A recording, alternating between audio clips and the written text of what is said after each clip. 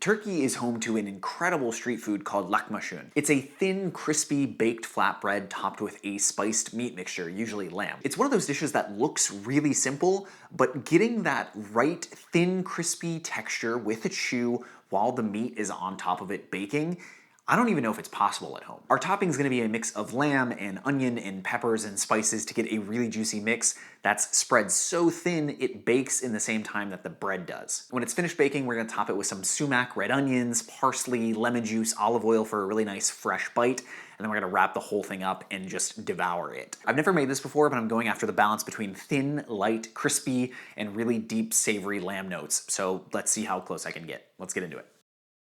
If we want really nice, crispy, delicious lahmacun, we need to start with a good bread. Now this is made with a leavened flatbread, which if you're anything like me, that kind of screams pizza dough. This dough is very easy. It's flour, water, yeast, salt. I think that's it. It's very easy, but it takes a little bit of time. I like a scale for this. It's just a lot easier. So I need 500 grams of all-purpose flour. This little bowl is gonna be yeast, which is like half a gram, just a very, very tiny amount of active dry yeast.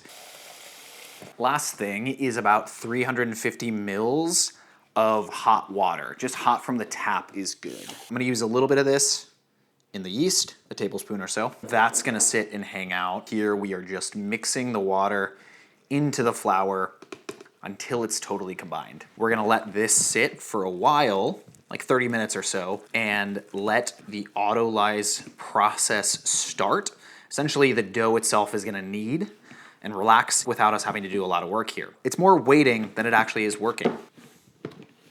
That's good enough for now. It's very, very shaggy. We're just gonna cover this and let it rest for 30 minutes.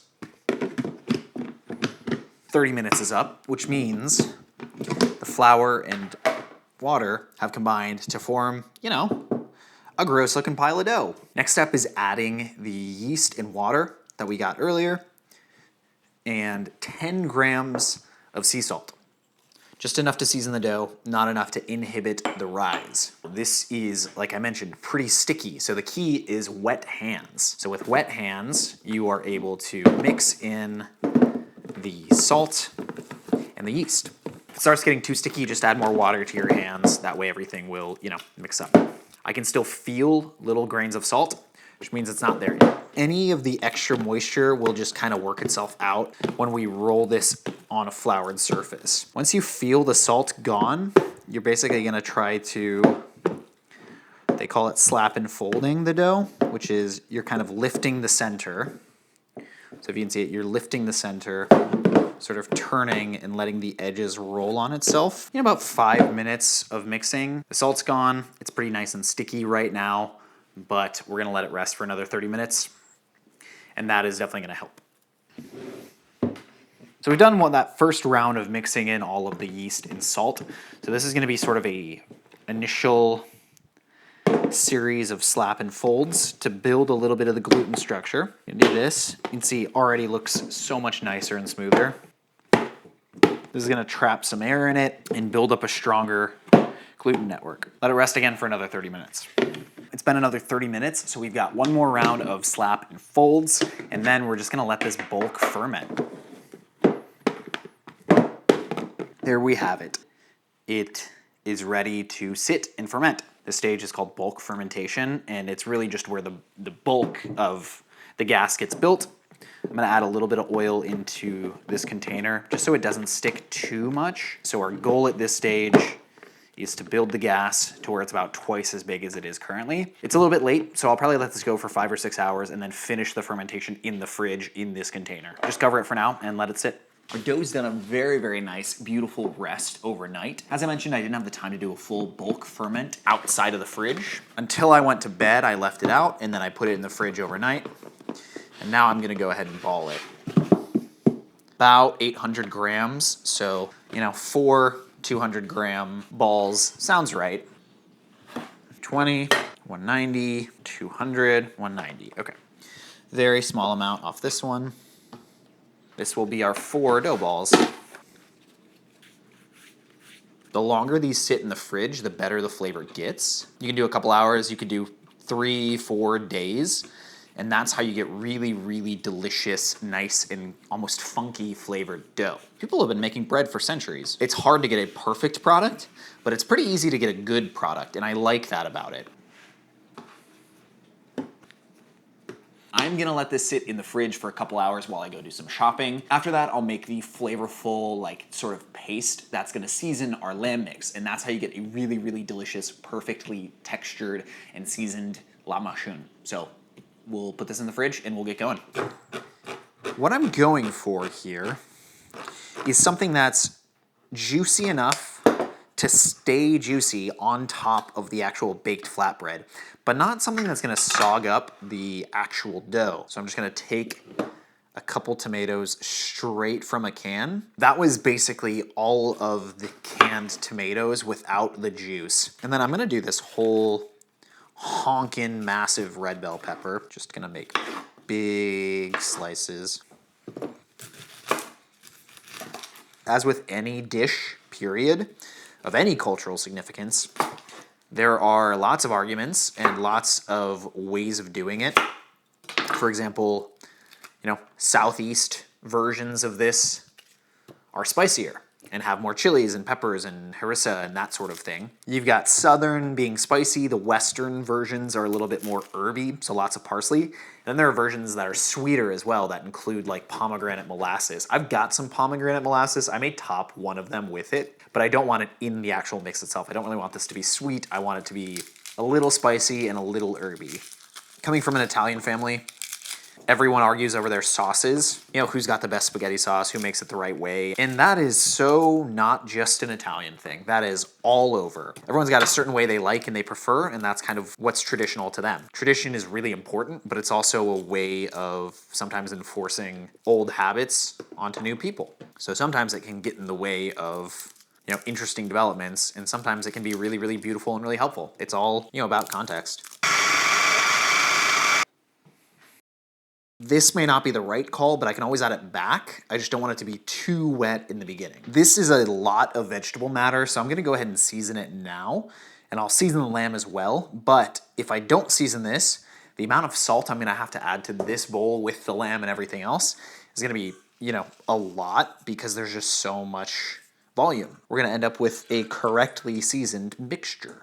If we want a really delicious crisp bake on the dough, I do think a pizza stone or steel is gonna be really important. So I'm gonna heat my oven to like 500 as I make my lamb mix with this stone in it. These lahmacuns are baked in like massive, hot, ripping ovens, and there's nothing we can do at home to get it close enough, but this is what we can do. This is the best we can do with a home oven. Undos on 500. So this is a pound of lamb, just ground lamb. I'm gonna put that in first. I'm gonna add this vegetable base with the liquid left out. If I need more liquid later, I'm gonna add it, so I'll keep this around.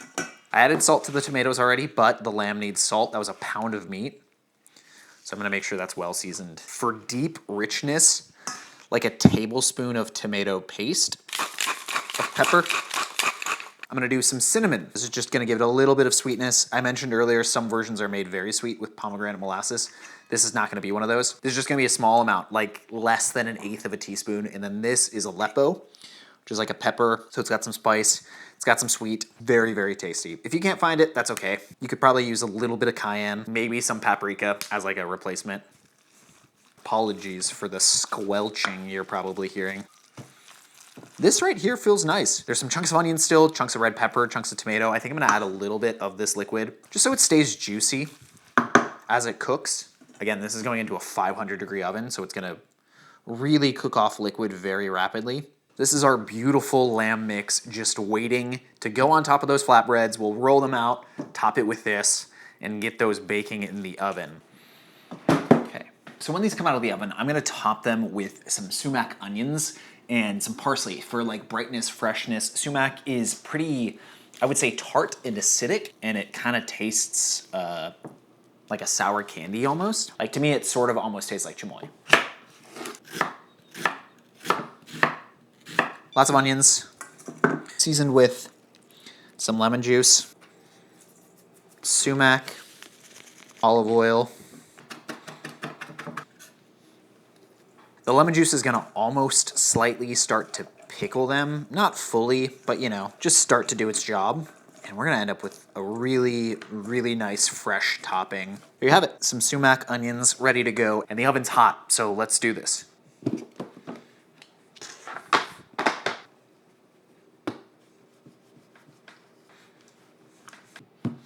Lahmacun dates all the way back to the Ottoman Empire as like a street food. Flatbreads are super common in that region even today, but especially back then, you know, traveling by horseback. It's a pretty easy food to cook over fires and in ovens in general. It's fast, you know, hearty, so it makes a lot of sense, and it became a really popular street food. I imagine thousands of different ways to make these, and every vendor, I'm sure, has their own little like special secret. Everyone's probably got their own special way of making it, and everyone probably has a preference on how it's made. So let me know if you've had this and what you like in it. Do you like the molassesy versions that are sweeter? Do you like the herby versions? Let's do nice dollops of this, and we'll spread it out and see what that gets us. I'm aiming for something very thin. A little too large. I'm gonna slide it straight off the cutting board. The trick with peeling, hopefully, is moving fast. Good enough. All right, let's let that go until it's cooked. Oh. While it's still hot. Man, that looks good. Some olive oil, because that feels right.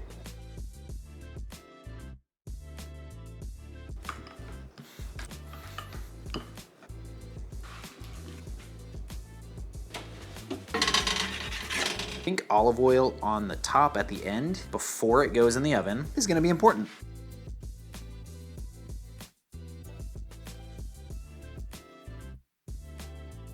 Here's an idea. This could be very stupid. It may not work, but I've got a lot of these tortillas and I've got a lot of lamb mix left. I'm gonna see if this works on a tortilla. I mean, I know a tortilla doesn't have yeast in it, but it's a flatbread. My only concern is the bottom getting like dark burnt before the lamb cooks. It seems like 4 to 5 minutes is like an appropriate time.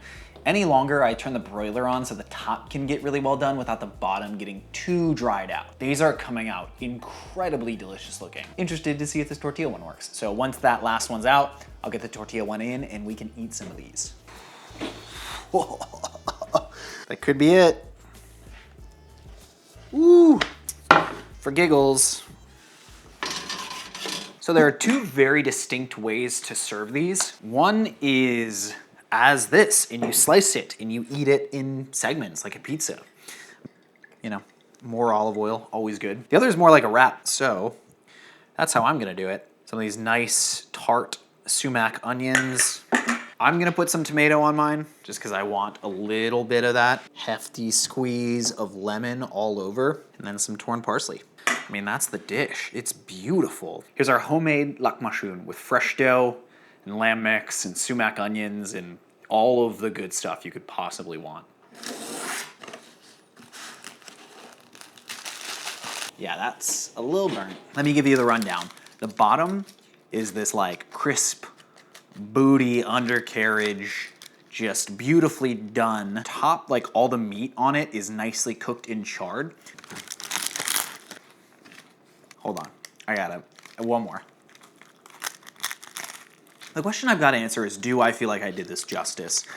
Do I feel like this is a respectable, delicious version of a lahmacun? And I think yes. Now, is it perfect? No. I definitely learned some things along the way. Docking the dough before it goes in, super important. Those little holes keep the bubbles to a minimum, so the base that's under the lamb mix stays nice and thin. That's how you get this like really, really thin, crackery, almost layer between the meat and the bottom of the dough. Olive oil on the top before baking, also super important. You're getting hints of pepper, you're getting red onion, you're getting the tomatoes, you're getting nice deep richness from that tomato paste. For something that has so much richness and depth, it's really fresh. Like it eats super, super nice and light because of those onions, because of the lemon juice. All those toppings bring a lot of nice lift to what could be a really deep, rich, heavy sort of flatbread. This is what the tortilla version looks like. A little dark. I'm gonna try it. I have a feeling I know how this is gonna taste. I think it's gonna taste a little bit burnt, for good measure. It's missing a lot of the texture. I didn't realize it was gonna be such a big deal to have so much chew in this, but the dough of a tortilla like falls apart in a really unpleasant way when cooked like this. Thin, it's crispy, but it's also a little bit chewy. And I mentioned it in the beginning, but that's kind of what I was aiming for. The dough holds up, but also is tender enough to really easily bite through. It's a very, very delicious final product. It's been a long time since I've made something this surprisingly delicious. Thank you so much for watching. Massive shout out to the amazing people supporting me directly on Patreon through patreon.com/CameronMarty. They get some cool benefits for supporting the channel, and I get to keep making videos and delicious food like this. So check it out and consider becoming a patron. Now, what I think you need to watch directly after this is my 24 hours of just cooking and eating Thai food. If you're at all interested in other cultures and learning a little bit about the food and snacks, this is a good way to do it. Thanks again so much for watching. Cheers.